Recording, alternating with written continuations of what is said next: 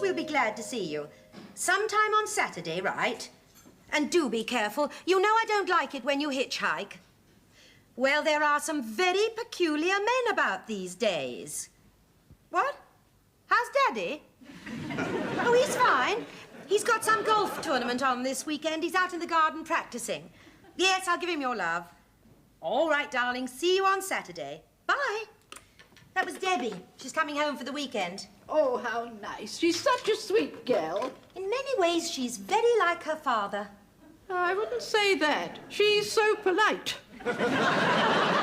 She's doing very well at college, and it is nice to have one intelligent member of the family. But I do wish she wasn't so intense about everything. She's quite a little rebel, really. Well, you know what the young people of today are like. They want to make the world a better and a safer place.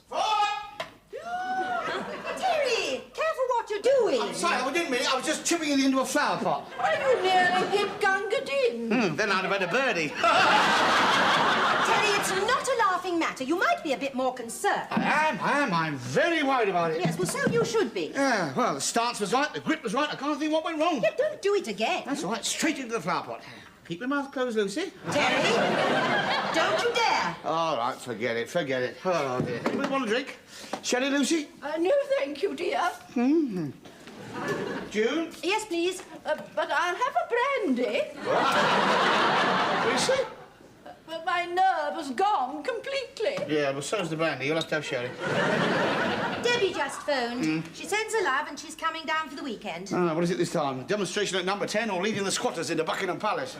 Oh, she just wants to see us. Good, but I've no doubt she'll find something to protest about. Well, let's hope it'll be about people who drive golf balls into sitting rooms.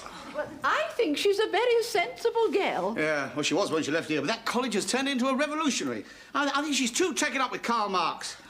Is he the one with the moustache or the one who plays a harp? He is a communist. Oh, what, the one with the harp or the one with the moustache? Do drink up your sherry, dear. Debbie is not a communist. She's just a bit radical in her views. Yeah, so as long as she doesn't thrust them down my throat. According to her, I'm responsible for everything from the Second World War to inflation. Yes, but it's just youthful idealism. It was the same in my day. When I was a young girl, I often thought of chaining myself to the railings. It's never too late, dear. You know where the park is. And you can go as well. Terry is obviously in one of his more endearing moods. Yes, but I know he doesn't really mean it. Darling, why don't you take your number 7 iron, or whatever it is, and go and have a nice practice on Ealing Common? Oh, that's ridiculous. I might hit somebody, eh? Besides, there might be one of my opponents there spying on my technique. Oh, well, that should boost his confidence. June, sometimes you can be very unkind. You don't realise the agony we sportsmen go through just before a big match. It all goes on in here. There certainly isn't all going on up there. Well, I'm just a bit nervous, that's all. I mean, Tony Jacklin would be a bit nervous. Yes, he certainly would if he was playing with you. What is the tournament, darling? The British Open? No, the Acton and Ealing Interclub Knockout. It's no wonder they picked you. Right. Terry, What? you are not to play golf in here. Oh, I'm just going to chip it straight out the garden. You'll break a window. Oh, no, I won't. Well, couldn't we go somewhere where he won't hit us? Yes, dear. Perhaps we should sit on the ball. Would you two mind get out of the way? Please move. Get out of the way. Oh, dear. God, blimey. Oh, you shouldn't really drink while you're driving. Will you kindly keep quiet? Here. Shh. He's spying on your technique. Get down. Lofted it beautifully. Right on the greenhouse, in one. Clever boy. Clever boy. Here we are, Lucy. Help yourself to vegetables. Thank you. Not too much for me, please, Mum. You know, darling, you really don't eat enough. I worry about you at that college. Are you sure they give you enough to eat? Quite enough, Mum. You're looking thinner. No, she's always been like that. That's one way she doesn't take after her father. By the way, where is he? Oh, it's his golf match this morning, dear.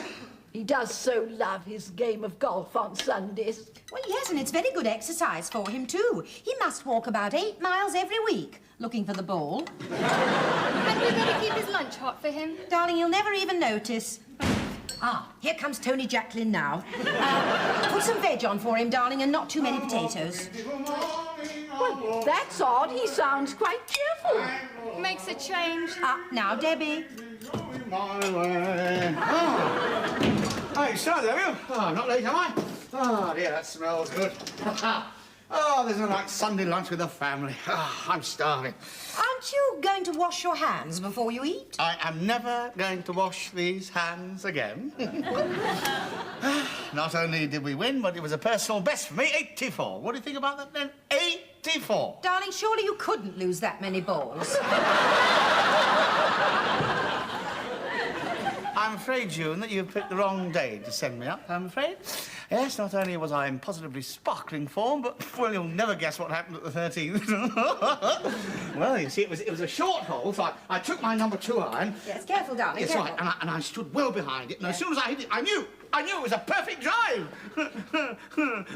That's why it was so ridiculous, I looked for it, and I couldn't find it anywhere.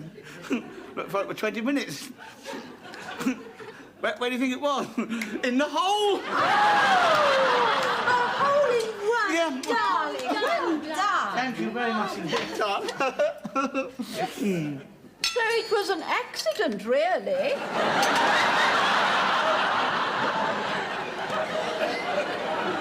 Oh, darling, that was absolutely marvellous. I suppose it was drinks all round. Yeah, of course, and I get the special tie. Hole in one club. Oh, it's things like that make you realise how good life can be. I wish it was good for everyone. Yeah, but they don't play golf, do they, see? You've no idea how much pain and suffering there is in the world, have you? Oh, here we go again. In a society like ours, it's wrong that so many people should struggle against such overwhelming misfortune. I mean, you're so right. I mean, take Freddie at the 5th. It was a simple little shot, and he went straight into the bunker. And he took four to get him out. There you are, you see, look at you. You're actually laughing at someone's misfortune. And that's only a stupid game of golf. Stupid. Oh, Debbie. Oh, I'm sorry, Dad.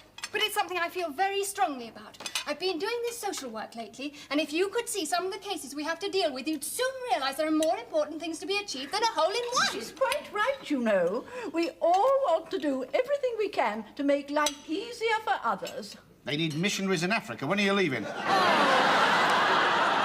He doesn't mean it, Debbie. He doesn't mean it. Do you, dear? No. You haven't given me much meat, more, please. There are millions of starving in the world. I could do with another potato. You know, 75% of the population... Isn't it marvellous? I can't even have Sunday lunch at home without Miss Oxfam giving her comments. You would have just given me a bowl of rice. But I remember when I was in India, you could see the beggars. Well, don't you start. I don't think this college is doing you much good. The sooner you find a young man and get married, the better. Get married? Well, you can't go through life being happy all the time. What? Marriage? Marriage is a marvellous thing. 2 people pulling together. Oh, good. Shut up. In a way, I think it's a bit selfish to devote your life to one person when you could share your love and attention with so many others. Just what does that mean? Are you thinking of starting some geisha house up there in Newcastle? Don't be silly, Dad. You know what's going to happen? You know what's going to... This daughter of yours is going to end up in one of those hippie communes where they spend all their time twanging on their guitars, or the bed springs, as the mood takes them, squatting in some broken-down house with a dirty backyard and not a sign of grass because they probably smoked it all. You don't know. You just don't know anything about them. Of course I do. Of course I do. I know about hippie communes. What? Oh, they had one in Acton. Disgraceful it was. Disgraceful. Even the gypsies complained to the council about it. You know jolly well Debbie didn't mean anything like that. She just takes a natural interest in other people's welfare, that's all. And you should be jolly proud of her. What sort of social work are you doing, dear? All sorts of things. Help neglected children, visit the sick. But the biggest problem, of course, is the old people. Nobody seems to care for the elderly. Oh, I wouldn't say that. I'm very fond of your father. Thank you. And I'm fond of you too, Dad. But I mean, why don't you and Mum do something really worthwhile? Oh, but they do, Debbie, dear. Your father and mother have both been wonderfully kind to me. Well, your mother, anyway. That's quite right. That's quite right. We put up with her. I mean, we put her up much longer than I reckon they ever expected. And I mean, her and that minor bird have got a very nice nest upstairs, and neither of them look like flying away. So all in all, I think we've done our fair share of social welfare. Yes, I know you helped her. But there are so many others who need help. Just think of all the unmarried mothers. I don't think your father could do much for them. It's already been done. That's right. Make fun of it. Make fun of everything. That's an easy way out. I'd admire you so much more if you did something constructive. Don't be afraid of getting involved. Well, I wouldn't mind doing a bit of social work. How about you, Terry? Well, I suppose I could make the effort if it would please our little Joan of Arc here. Would you really, Dad? Yeah, anything but a peace. Now, who do we contact about all this? Well, if you go along to the local welfare office and volunteer, they'll tell you all about it. Right, make a note of that, June. And will you go as soon as possible? Yep, first thing in the morning. I'll take an hour off from work. If I make my mind up to do something, I do it properly. The crusade is on. Yes, there's no doubt about it. Debbie is right. Yes, life is not just one big fairway. There are those who are all too easily fall into the rough, but with patience and a number 8 iron, we can dig our way out of the bunkers of misery and drive on to the well-tended greens of life. And no matter what the handicap, and even though we may be feeling under par, we'll make it to the last flag. And when we look back over the course of life, we shall see that we've left behind the odd divots of failure, the odd hole of success. And an awful lot of balls.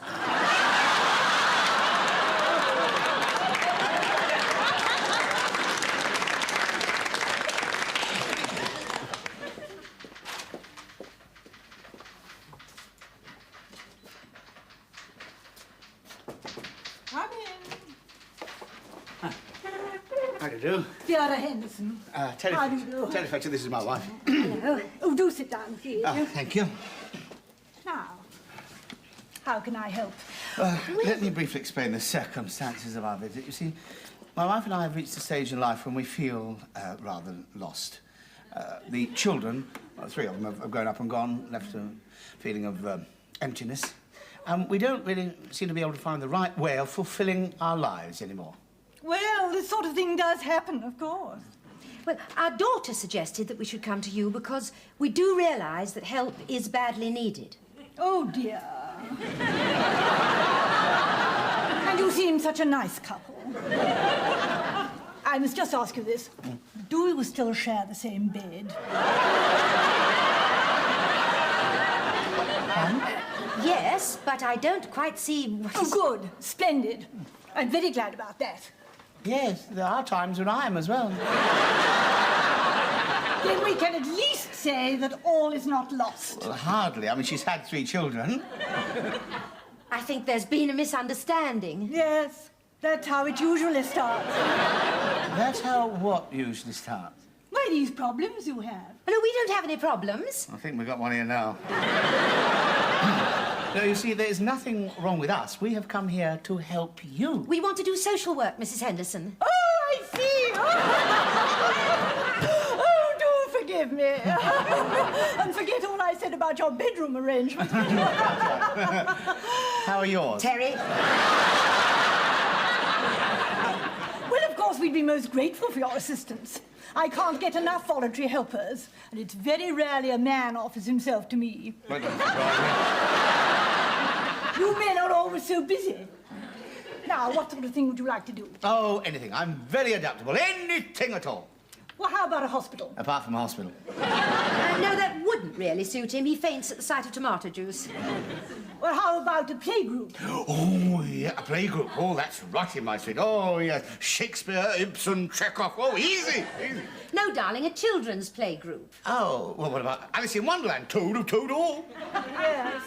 I'm not quite sure that that's quite the right thing either. Well, how do you get on with old people? Adore them. Adore them. Oh, I mean, I know they can be tricky at times, but it only takes patience and understanding. After all, what are old people? Only young people who've grown a bit old. But they are still human beings. That's the important thing. Lonely, frail, vulnerable. All they want from us is a little friendship, a little warmth and kindness. If only more people were like you. It's tragic, the lack of concern some people show, even for their own. You'd be surprised at the lengths to which a selfish person will go to make an elderly relative feel unwanted. I can hardly believe it. Oh, I'm afraid it's only too true. We have endless cases where some sweet little old lady is intimidated, victimized, and finally driven out with nowhere to go. You amaze me. Can you understand that, June? Yes. What happens to them, Mrs. Henderson? Well, we try to find room for them in one of our homes. Oh, do they take minor birds? I mean, do they mind birds? Terry, we really mustn't take up too much of Mrs. Henderson's time. No, of course not. No. Now, how can we be of practical help? Well, our main concern, of course, is those living on their own. There are so many things one can do for them. You know, shopping, cooking, housework, gardening, a little bit of redecorating. Oh, well, that sounds reasonable enough. Yeah, that's you fixed up, June. Now, the point is, what about me? What? Well, I was thinking of something more exciting and bring a little action into their lives. I mean, do any of them play golf, for instance? Well, I'm afraid that's a little beyond most of them. We do, of course, organise whist and bingo evenings for them from time to time, but I've always felt that some of them would enjoy a change. You know, get away from the community atmosphere. Do you mean invite them into one's home occasionally? Well, now, that would be a splendid idea. Well, I suppose if there weren't too many, I could manage coffee and sandwiches, and I expect we could keep them entertained, couldn't we, Terry? Yes. Yes. Oh, yes, I'm the sort of one to keep the party going. I mean, do you think they'd appreciate a bit of good poetry? I mean, I know Eskimo Nell backwards. Ah, no, we're not that. Well, I'll tell them a few good stories. I think they might enjoy a talk on some interesting topic. Oh, yes. No, not about golf. No. I was thinking, say, a sort of lecture with illustrations. I could show them a few slides. June, didn't the kids used to have some pictures, you know, places of interest and historical places, things like that, eh? Yes, they must be about somewhere. That's it, then. A lantern lecture. I'll whisk them away on a magic carpet and show them the wonders of the world. That sounds absolutely marvellous. I'll let everyone know. Now, how many could you manage at a time? Well, it isn't a very big room. I'd say about 6 at the most. Good. I'll make all the arrangements. And what would be a suitable night? Oh, make it Thursday. It's a rotten night on telly. There's our address and phone number. Good. I'll telephone you when I've organised the whole thing. And thank you both very much indeed for coming along. Thank you. Don't hesitate to pop in any time. No, I'd like some more information about these old people's homes. Terry, come on now. It's only a small boy. It doesn't need a lot of feeding, you know, just a bit of rubbish. It needs anything. Would you like a little more coffee, Mr. Bartram, before my husband starts his talk? Oh, no, thanks. It might keep me awake.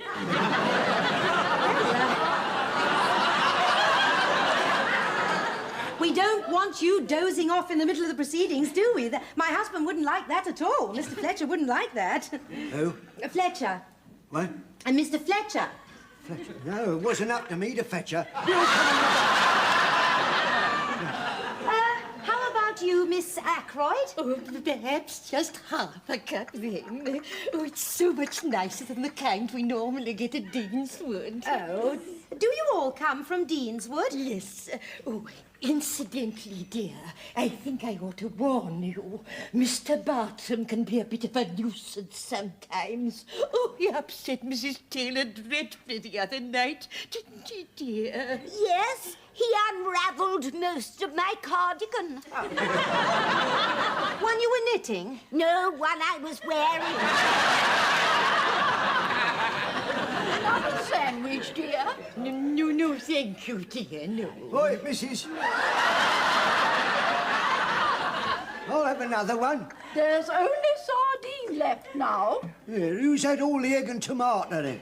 Oh, old Acker Ackroyd, I bet. But I only had my fair share, Mr. Bartram. She'd eat the grapes off the wallpaper, that one. Now, Mr. Bartram, that's enough of that.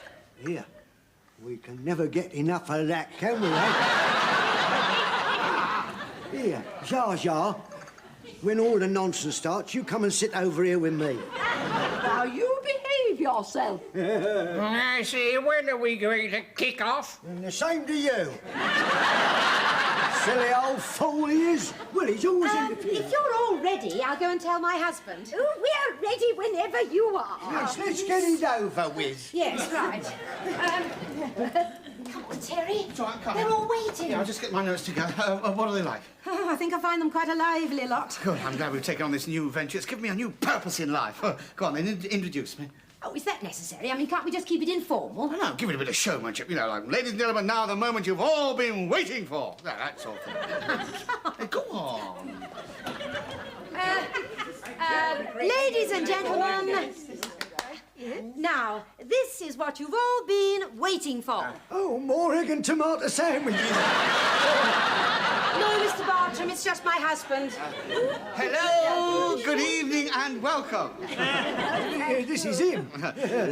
Ladies and gentlemen, I think I can safely say that tonight I can promise you a rare voyage of discovery. Off on our own charter flight to faraway lands where beauty, romance, and breathtaking grandeur will leave us all tingling with excitement. I think I can safely say that I shall also... I haven't even started yet. June, give him a nudge. Wake him up, will you? Come along, Mr. Dingle. Oh, time to go, is it? Well, that was very nice. Thank you, mate. I'm only just beginning. Oh, sorry, I must have dropped. Let us begin our journey with a very familiar landmark, the Houses of Parliament. There they stand majestically on the banks of the River Thames. That thrilling stretch of water that flows swiftly through our fair city and out to the mighty ocean. The river whose friendly waters ripple gently and sometimes rise up and overflow. Hold on a minute. Where is it? Westminster. No, the what's it? Show him, June, show him. I'm sorry, Mrs. Fletcher, it's him and his flowing water. Always have this trouble with him in the television room. We had to stop him watching the Oneidin line. Yes, but we'll carry on without him, right? Our first port of call is just across the channel to Paris. Isn't that beautiful? That gay, mad city where only the river is sane. Right, here, I can't see it. Well, it's a joke, you see, because the name of the river No, is the... I can't see the picture, the screen. Oh, well, we'd better go and move somewhere else, then. Yes, over here will do nicely. Where are you going, Raquel? Are you going to be all right over there? You never know your luck. June, sit down. Now, the Arc de Triomphe was erected... Oh, dear, what a nuisance. Well, what is it, dear? the Arc de Triomphe... I think I dropped a stitch. Well, let me see. And now it's somewhere there in the middle of the room. This famous edifice... Well, I think I shall need my other glasses. Oh, yes. Now, can you see my back anywhere? The Arc de Triomphe... Is that it down by the Shut up, June. Miss Ackroyd wants her glasses. Yes, she's going to count my stitches. Yeah, well, she can do that later. Now, all you ladies, concentrate, please. The Arc de Triomphe... We'll do it later, dear, when he's finished showing us the pictures. Yes. What is it? Oh, well, I think it's Marble Arch. It's not Marble Arch. We've left England. We're now in Paris. Oh, Paris, yes. Do you know, many years ago, I was once approached in the Tuileries. Yes, well, that's fascinating, but would you mind keeping that to yourself? That's exactly what I said to him. Oh, let's get on with it. Yes, but the Arc de Triomphe was erected in memory of the great Napoleon, and there it stands in all its glory in the Place de la Concorde. No, dear, l'Étoile. And no interruptions, please. Concorde. Étoile. Shh. She's absolutely right. I used to live there. Well, the Eiffel Tower. The Eiffel Tower stands where it's always stood, and it rises to a height of considerable height. Oh, Mr. Bartram, really?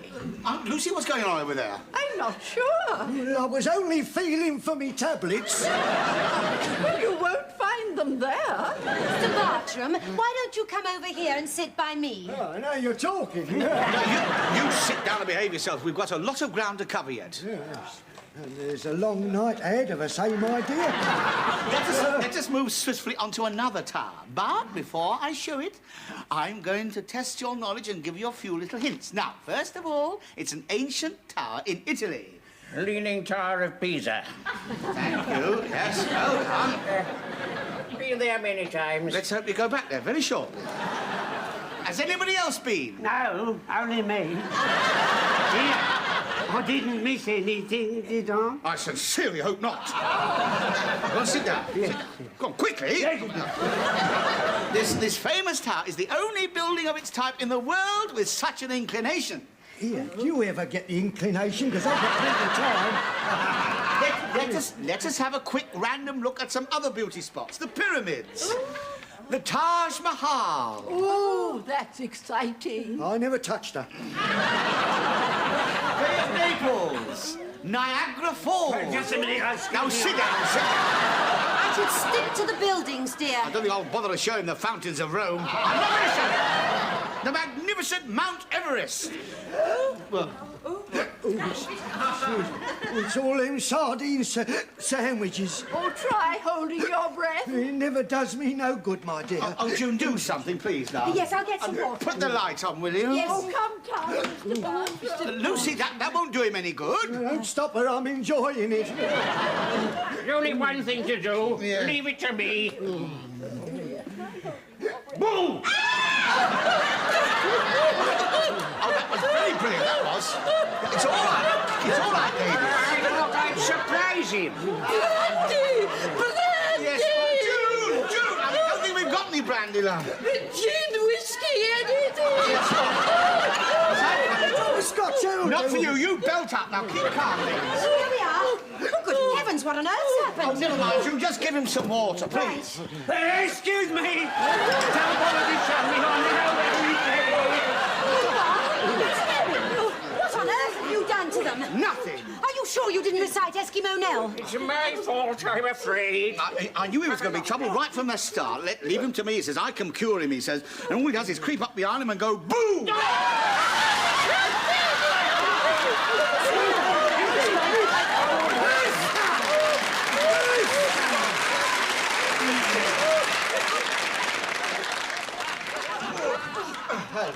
Leave it there.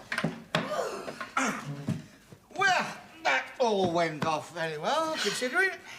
What? Considering it was a disaster. Never mind, darling. By the time Mrs. Henderson came, they were more or less back to normal. She thought they were quite perky. I'm not surprised, considering that half my whiskey inside them. Anyway, she wants us to carry on with the good work. Yeah, but next time we won't do a lecture. That definitely was a mistake, no. And next time we'll do a recital between the two of us, you know, songs and poetry. Oh, well, I don't mind, but none of your naughty ones. No, some of the classics, you know. I wandered lonely as a cloud and half a league onward. Do you know, I used to know an awful lot of Hiawatha. Oh, that's a good one. Yes, how did it go? By the seas, by the waters.